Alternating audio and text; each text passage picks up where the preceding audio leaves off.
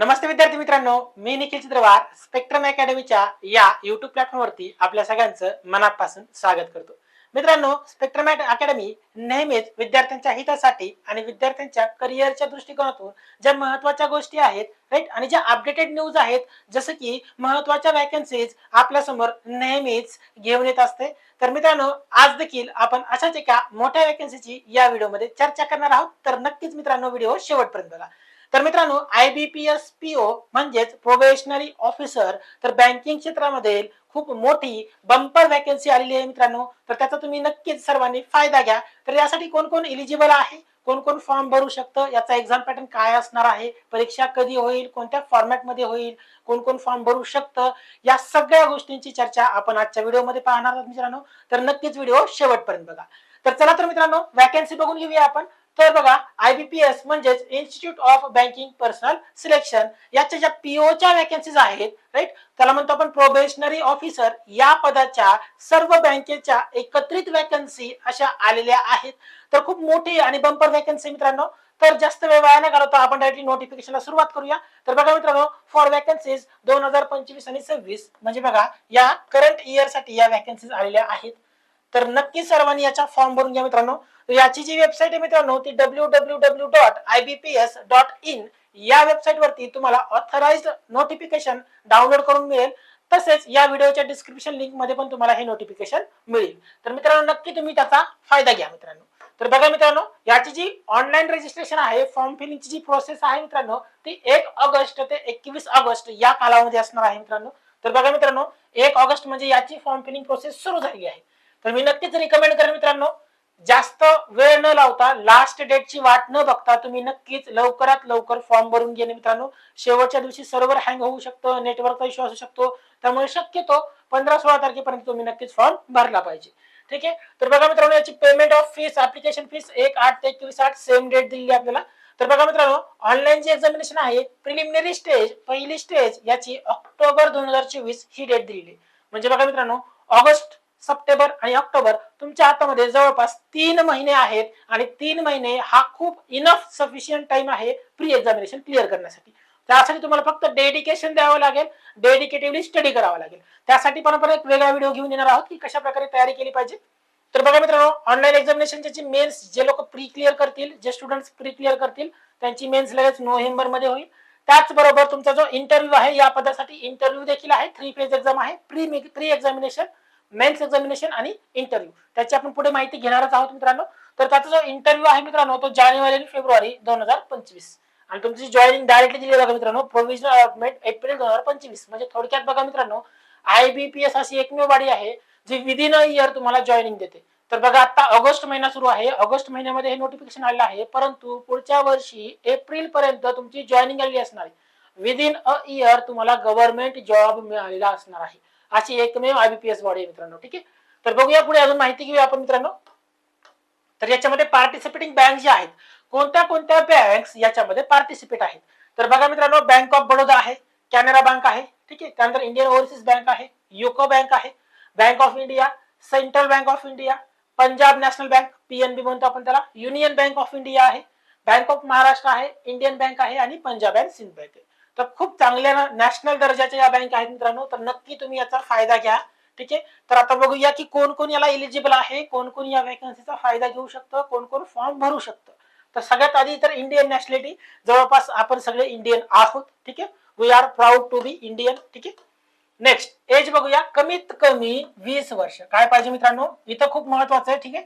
कमीत कमी तुमचं 20 वर्ष असलं पाहिजे आणि मॅक्झिमम 30 वर्ष. लक्षात घ्या, RRBच्या वॅकन्सीला 28 इयर असतात, पण ही IBPS ची वॅकन्सी आता बघितलं आपण, ज्या बँक्स आपण सांगितलं, मी आता ज्या बँकचं डिस्कशन केलं, याची जी मॅक्झिमम क्रायटेरिया आहे तो किती आहे, तर 30 इयर्सचा क्रायटेरिया आहे. किती वर्ष, 30 वर्ष. म्हणजे कमीत कमी तुमचं वर्ष 20 पाहिजे. 20च्या आत तुम्हाला हा फॉर्म भरता येणार नाहीये. आणि जास्तीत जास्त जे वय आहे ते 30 वर्षाचं पाहिजे. आणि हे एज तुमचं कधी काउंट होईल बघा, 1 ऑगस्ट 2024. 1 ऑगस्ट 2024 ला हे तुमचं एज काउंट असेल. ठीक आहे, एज काउंट. म्हणजे थोडक्यात तुम्हाला डेट पण दिली, ज्यांचा बर्थ 2 ऑगस्ट 1994 आधीचा आहे ते याला एलिजिबल नाहीत. आणि ज्यांचा बर्थ 1 ऑगस्ट 2004च्या नंतरचा आहे ते देखील याला एलिजिबल नाहीत. ठीक आहे. तुम्ही डेट ऑफ बर्थ तुमची याच्याशी मॅच करू शकता. तुमची डेट ऑफ बर्थ 2 ऑगस्ट 1994 ते 1 ऑगस्ट 2004 यांच्या मध्येच असली पाहिजे. क्लिअर आहे. नेक्स्ट रिलॅक्सेशन ऑफ एज आहे. आता मी हा जनरल कॅटेगरीसाठी डिस्कशन करतोय आपण. ठीक आहे. हे 20 ते 30 वर्ष. पण जर तुम्ही कॅटेगरीमध्ये बिलॉंग करताय जसे की ओबीसी कॅटेगरी आहे, ओबीसी अदर बॅकवर्ड क्लासेसला तुम्हाला +3 इयर रिलॅक्सेशन आहे. +3 याचा अर्थ काय बघा, +3 इयर म्हणजे बघा तुम्हाला जवळपास 30 अधिक 3 म्हणजे जवळपास तुम्ही 33 वर्षापर्यंत अप्लाय करू शकता. हा जनरल कॅटेगरीसाठी आहे 30 +3 म्हणजे काय, ओबीसी साठी +3. हा जनरल आणि ईडब्ल्यूएस दोघांसाठी पण 30च वर्ष लक्षात ठेवा. ठीक आहे. एससी आणि एसटी साठी +5 म्हणजे 30 अधिक 5 म्हणजे तुम्ही वयाच्या 35व्या वर्षापर्यंत या वॅकन्सीसाठी अप्लाय करू शकता. एससी आणि एसटी साठी. बाकी तुम्ही दिलेले आहे तिथे एज क्रायटेरिया तुम्ही ते चेक करू शकता पीडीएफ मध्ये. ठीक आहे. नेक्स्ट हा तर झाला आपला एज क्रायटेरिया झाला. एज्युकेशनल क्वालिफिकेशन काय लागेल, ठीक आहे, ते त्याच्यावरती आपण चर्चा करू. तर काय दिले बघा, ऍज ऑन 21/8/2024 21 ऑगस्ट 2024 ला तुमचं एज क्रायटेरिया झाला आपला. 21 ऑगस्ट 2024 ला तुमचा एज्युकेशनल क्रायटेरिया काय पाहिजे बघूया. A degree in any discipline. आता बघा मित्रांनो, एनी डिसिप्लिन याचा अर्थ काय असतो बघा, कोणताही डिसिप्लिन. तुमचं बीएससी झाला असेल, बीकॉम झाला असेल, बीए झाला असेल, राईट, मेडिकल आहे, इंजिनिअरिंग आहे, टेक्निकल, नॉन टेक्निकल मॅटर करत नाही. Any stream. एनी स्ट्रीमचा अर्थ काय असतो, तुमचं ग्रॅज्युएशन कशात पण चालेल. ठीक आहे. From a university recognised by government of India or any equivalent qualification recognised as such by central government. ठीक आहे. त्यानंतर बघा मित्रांनो, काय दिलं बघा, आपल्या डिग्रीची जी सर्टिफिकेट आहे, ठीक आहे, आणि ग्रॅज्युएशन सर्टिफिकेट किंवा मार्कशीट, ठीक आहे, पर्सेंटेज ऑफ मार्क्स वगैरे. ठीक आहे. तर हे पुढे दिले आपल्याला काय काय करायचं ते आपण डिस्कशन करू याच्यावरती. ठीक आहे. सध्या लक्षात ठेवा फक्त की तुमचं ग्रॅज्युएशन कम्प्लीट पाहिजे. ठीक आहे. As on 21/8/2024. बघा इथं काय सांगितलं बघा, हे महत्वाची नोट आहे, स्टार करून घ्या. बऱ्याच जणांना डाऊट असतो की सर मी 3rd इयरला आहे किंवा सर मी फायनल इयर आहे ग्रॅज्युएशनचं माझं, मग मी फॉर्म भरू शकतो का. तर इथं दिलेले clearly, all the educational qualifications mentioned should be from the university, institution, board recognized by government of India, approved by government regulatory bodies, and the final result should have been declared on or before 21/8/2024 21 August 2024. याचा अर्थ काय बघा मित्रांनो, तुमचा जो result आहे तो 21 August 2024च्या आत यायची अपेक्षा असेल, येणार असेल तरच तुम्ही हा फॉर्म भरू शकता. ज्यांचा ऑलरेडी रिझल्ट आलेला आहे, ऑलरेडी ज्यांचं ग्रॅज्युएशन कम्प्लीट आहे, त्यांच्याबद्दल काही डाऊट नाही, ते तर 100% फॉर्म भरूच शकतात.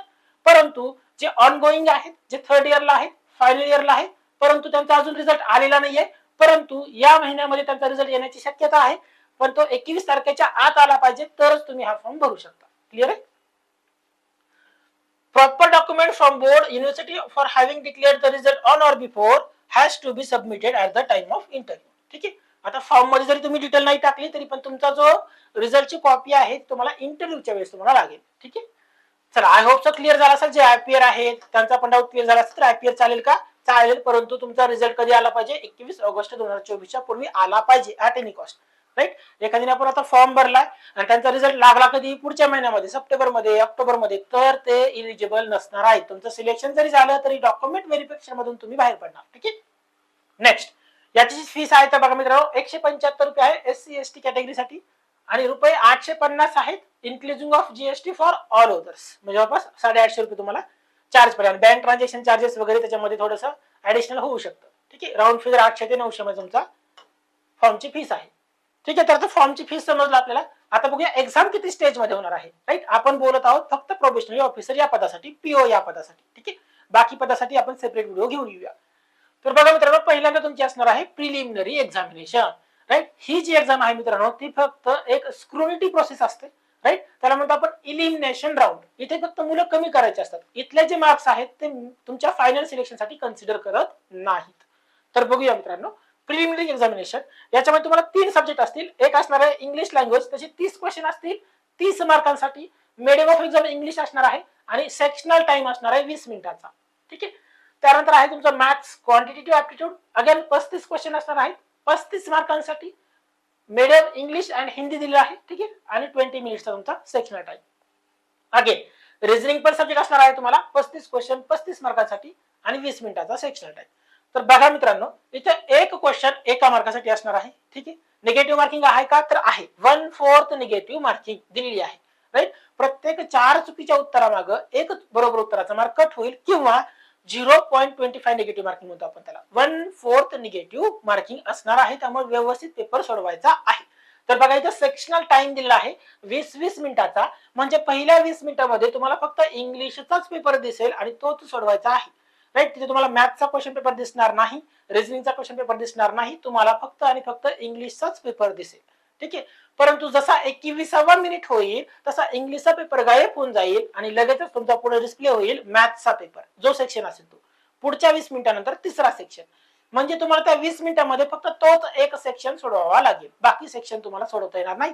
राईट. आणि 20 मिनिटांनंतर जो सेक्शन ऑलरेडी निघून गेलेला आहे त्याचे क्वेश्चन्स डिस्प्ले होणार नाही. म्हणजे तुम्हाला प्रत्येक सेक्शन सोडवण्यासाठी फक्त 20 मिनिटाचा टाइम मिळेल. ठीक आहे. जसा सेक्शनल टाइम आहे तसा इथे सेक्शनल कट ऑफ देखील आहे. राईट. प्रत्येक पेपरचा एक एक कट ऑफ लागेल. म्हणजे इंग्लिशचा सेपरेट कट ऑफ असणार आहे, मॅथ्सचा सेपरेट कट ऑफ असणार आहे, रिझनिंगचा सेपरेट कट ऑफ असणार आहे आणि यांचा जो ओव्हरऑल कट ऑफ म्हणतो आपण तो देखील सेपरेट असणार आहे मित्रांनो. तुम्हाला या चारही कट ऑफ मधून जावं लागेल. जो हे चारही कट ऑफ क्लिअर करेल तोच पुढे मेन्स एक्झामिनेशन साठी अपियर होईल. ठीक आहे. बघा आता इथं पुढचे असणार आहे मेन्स एक्झामिनेशन. तर मेन्स एक्झामिनेशनला जवळपास 1:10 किंवा 1:12 चा रेशो घेतात. एका जागेसाठी 10 मुलं किंवा एका जागेसाठी 12 मुलं पुढे पाठवले जातात. जसं की 500 जागा असतील तर 500 मल्टिप्लाय 10, राईट, किंवा 500 मल्टिप्लाय 12. जेवढ्या पण जागा आहेत, राईट, त्याला मल्टिप्लाय करून पुढे तुम्हाला मेन्स साठी स्टुडंट्स पाठवले जातात आणि मेन्स एक्झामिनेशन वरती तुमचं फायनल सिलेक्शन डिपेंड असेल. ठीक आहे. लक्षात घ्या, बऱ्याच जणांना माहिती नसतं, प्री एक्झामिनेशन फक्त काय आहे, इलिमिनेशन राऊंड आहे. त्याचे मार्क्स पुढे फायनल सिलेक्शन साठी कन्सिडर करणार नाहीत. तुमचे फायनल सिलेक्शन साठी कुठले मार्क कन्सिडर होतील, मेन्स एक्झामिनेशन प्लस त्याचा इंटरव्ह्यू, या दोघांची टोटल केली जाईल आणि तेच तुमचे फायनल सिलेक्शन साठी मार्क कन्सिडर केले जातील. तर पुढची स्टेज आहे, तर आपण सेकंड स्टेज म्हणतो, तर ती आहे मेन्स एक्झामिनेशन. तर मेन्स एक्झामिनेशन मध्ये बघा मित्रांनो, अगेन तुम्हाला एकूण 4 सब्जेक्ट असणार आहेत. त्याचबरोबर 5वा जो आहे तो एसे रायटिंगचा सब्जेक्ट असणार आहे. तर ते देखील आपण बघून घेऊया. पहिला subject reasoning and computer aptitude. Maximum इथे क्वेश्चन रिझनिंगचेच असतात, कम्प्युटरचे थोडेफार कमी असतात. तर 45 क्वेश्चन्स असणार आहेत 60 मार्कांसाठी आणि इथे पण 60 मिनिटचा सेक्शनल टाइम असणार आहे. प्रीला पण आपण सेक्शनल टाइम बघितला, इथे पण तुम्हाला सेक्शनल टाइम असणार आहे. खूप महत्वाचा आहे sectional time, sectional cut off. ठीक आहे. नेक्स्ट, जनरल इकॉनॉमी और बँकिंग अवेअरनेस. हे अगेन तुमचे 40 क्वेश्चन असणार आहेत 40 मार्कांसाठी. अगेन 35 मिनिटांचा सेक्शनल टाइम. इंग्लिश लँग्वेजचे परत 35 क्वेश्चन असणार आहेत 40 मार्कांसाठी आणि 40 मिनिटांचा सेक्शनल टाइम. आणि डीआय, डेटा इंटरप्रिटेशन, मॅथमॅटिक्सचा सब्जेक्ट आहे तो, 35 क्वेश्चन असणार आहेत 60 मार्कांसाठी. अगेन 45 मिनिट्सचा सेक्शनल टाइम. प्रत्येकाला जसा सेक्शनल टाइम दिला तसा सेक्शनल कट ऑफ देखील दिलेला आहे. ठीक आहे. आणि याच्या नंतर बघा, हे 155 क्वेश्चन असणार आहेत. किती मार्कांसाठी, मॅक्झिमम 200 मार्कांसाठी असणार आहेत आणि टोटल टाइम असणार आहे 3 तासाचा. तो पण कॉम्पोजिट टाइम नाही, सेक्शनल टाइम. ठीक आहे. आणि शेवटी बघा, 5वा जो स्टेज आहे, 5वा जो सब्जेक्ट आहे तो इंग्लिश लँग्वेज. याच्यामध्ये तुम्हाला letter writing and essay writing. Again त्याचे 2 क्वेश्चन असणार आहेत, मॅक्झिमम 25 मार्क असणार आहेत. राईट. आणि इथे तुम्हाला सेपरेटली 30 मिनिटाचा सेक्शनल टाइम मिळणार आहे. क्लिअर आहे. तर आय होप सो मेन्सचा पॅटर्न सगळ्यांना समजला असेल. इथे फक्त तुम्हाला लेटर रायटिंग आणि एसे रायटिंग असणार आहे. ठीक आहे.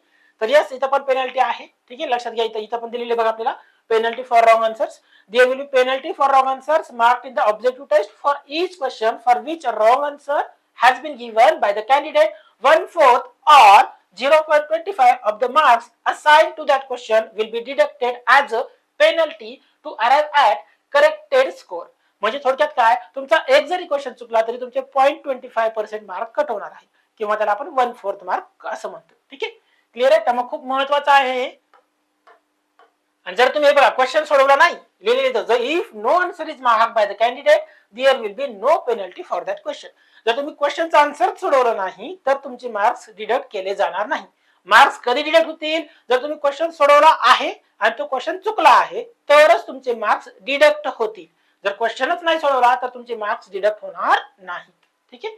महत्वाचं आहे, समजून घ्या व्यवस्थित. ठीक आहे. इथं आता सांगितलं मी cut off score online mains examination. तुम्हाला जो कट ऑफ आहे ऑनलाईन मेन्स एक्झामिनेशनची, ठीक आहे, त्याचा कट ऑफ स्कोर डिक्लेअर करून तुम्हाला इंटरव्ह्यू साठी स्टेज 3 साठी पुढे पाठवलं जातं 1:3 च्या रेशोने. जवळपास एका जागेसाठी 2 ते 3 मुलं पुढे इंटरव्ह्यू साठी सिलेक्ट केले जातात 1:3 च्या रेशोने. ठीक आहे. तर बघूया मित्रांनो, पुढे इंटरव्ह्यू साठी जे मुलं जातील तेच फायनल सिलेक्ट होतील. राईट. तर इंटरव्ह्यू मध्ये बघा काय सांगितलेलं आहे, candidates who have been shortlisted in the online main examination will subsequently be called for an interview. जे लोक, जे स्टुडंट मेन्स एक्झामिनेशन क्लिअर करतील, राईट, तर त्याच मुलांना इंटरव्ह्यू साठी पुढे बोलवलं जाईल. ठीक आहे. तर बघा इथं interviews will be conducted at the selected centre. ठीक आहे, सिलेक्टेड सेंटर असतील, तुम्हाला सेंटरची लिस्ट दिली जाईल, सेंटर तुम्ही चूज करू शकता, इंटरव्ह्यूचं लोकेशन चूज करू शकता आणि त्याच्यानुसार तुमचा इंटरव्ह्यू कंडक्ट केला जाईल. आणि या इंटरव्ह्यू नंतर लक्षात घ्या, इंटरव्ह्यू साठी हे खूप महत्वाचं आहे, the total mark allotted for the interview are 100. 100 मार्काचा तुमचा इंटरव्ह्यू असणार आहे. किती सांगितलंय? 100 marks. The minimum qualifying marks in the interview will not be less than 40% for general category and 35% for reserve category. म्हणजे 100 पैकी 40 मार्क पडणं हे अनिवार्य आहे. मेन्सला तुमचा किती जरी स्कोर आला, परंतु इंटरव्ह्यूला तुम्हाला 40च्या आत मार्क्स असतील तर तुम्ही प्रोसेस मधून बाहेर पडाल. You are not eligible for that post. ठीक आहे, म्हणजे इंटरव्ह्यू साठी तुम्हाला मिनिमम क्वालिफाईंग मार्क्स असतील 40% फॉर जनरल कॅटेगरी. 100 जर 40% झालं तर काही 40 मार्क्स. क्लिअर आहे सगळ्यांना? तर हे देखील खूप महत्वाचं आहे. ठीक आहे, तर हे झालं तुमची stages of examination. Pre plus mains plus interview. Pre ही तुमची फक्त as a qualifying in nature आहे. मेन्स एक्झामिनेशन आणि प्लस इंटरव्ह्यू वरती तुमचं फायनल सिलेक्शन होणार आहे. ठीक आहे, तर ही आहे तुमची वॅकन्सी मित्रांनो. जवळपास 11 बँकेची टोटल वॅकन्सी आहे. तर याच्यामध्ये बघा टोटल 657, 332 ही जर तुम्ही टोटल केली मित्रांनो, तर बघा ही जवळपास 4455 जागेची ऍड आहे. म्हणजे खूप चांगली ऍड आहे मित्रांनो, जवळपास 4455 या जागेची, प्लस बॅकलॉगच्या पण वॅकन्सीज आहेत. तर बघून घ्या मित्रांनो. तर बघा आता इथे बघा इंडियन बँक साठी फक्त रिपोर्टिंग केलेली नाहीये. सेंट्रल बँक ऑफ इंडियाची जागा चांगली आहेत. त्याच्यानंतर बघा बँक ऑफ इंडियाची जागा आहेत. ठीक आहे, बऱ्याच बँकेच्या भरपूर जागा आहेत. ठीक आहे, तर ह्या मोठ्या जागा आहेत. सेंट्रल बँक ऑफ इंडियाच्या बऱ्याच जागा आहेत, खूप जास्त जागा आहेत, जवळपास 2000 जागा या सेंट्रल बँक ऑफ इंडियाच्याच आहेत. ठीक आहे, तर तुम्हाला तुमच्या स्कोर नुसार बँक अलॉट केली जाईल. ठीक आहे, मेन्सचा जो स्कोर येईल आणि इंटरव्ह्यूचा जो स्कोर असेल तुमचा, त्याच्यानुसारच तुमची बँक अलॉट केली जाईल. ठीक आहे, तर आय होप सो मित्रांनो सगळ्यांना व्यवस्थित समजलं असेल. तारीख लक्षात ठेवायची, 21 ऑगस्ट लास्ट डेट आहे. लास्ट डेटची वाट न बघता लवकरात लवकर फॉर्म भरून घ्या. कोण कोण एलिजिबल आहे मी ऑलरेडी तुम्हाला सांगितलेलं आहे. ठीक आहे, यांनी तुम्हाला काही गायडन्स हवा असेल तर स्पेक्ट्रम अकॅडमी नेहमीच विद्यार्थ्यांसाठी पुढाकार घेत असते. डिस्क्रिप्शन बॉक्स मध्ये आपण याची लिंक पण केली आहे. आपले ऑनलाईन आणि ऑफलाईन या फॉर्म मध्ये कोर्सेस रन करत आहोत आपण. ठीक आहे, तर तुम्ही नक्कीच ब्रांचला व्हिजिट करा. ठीक आहे, डिस्क्रिप्शन मध्ये लिंक दिली आहे, राईट, त्यावरती तुम्ही रजिस्ट्रेशन पण करू शकता. आणि त्याचबरोबर मित्रांनो सगळ्यात महत्वाचं काय आहे, तर या वॅकन्सीज ऑनगोईंग भरपूर येणार आहे. तर तुम्ही आता डिसिजन घ्या, अभ्यासाला लागा आणि लवकर लवकर डिसिजन घेऊन लवकरात लवकर पोस्ट आणि गव्हर्नमेंट एक्झाम क्रॅक करा. ठीक आहे, तर थांबूया मित्रांनो आपण इथं. तोपर्यंत मित्रांनो नक्कीच अभ्यास करत राहा. व्हिडिओ आवडला तर नक्की तुमच्या मित्रमैत्रिणीपर्यंत, गरजू माणसापर्यंत, गरजू स्टुडंट्स पर्यंत नक्की शेअर करा, लाईक करा, सबस्क्राईब करा. थँक्यू.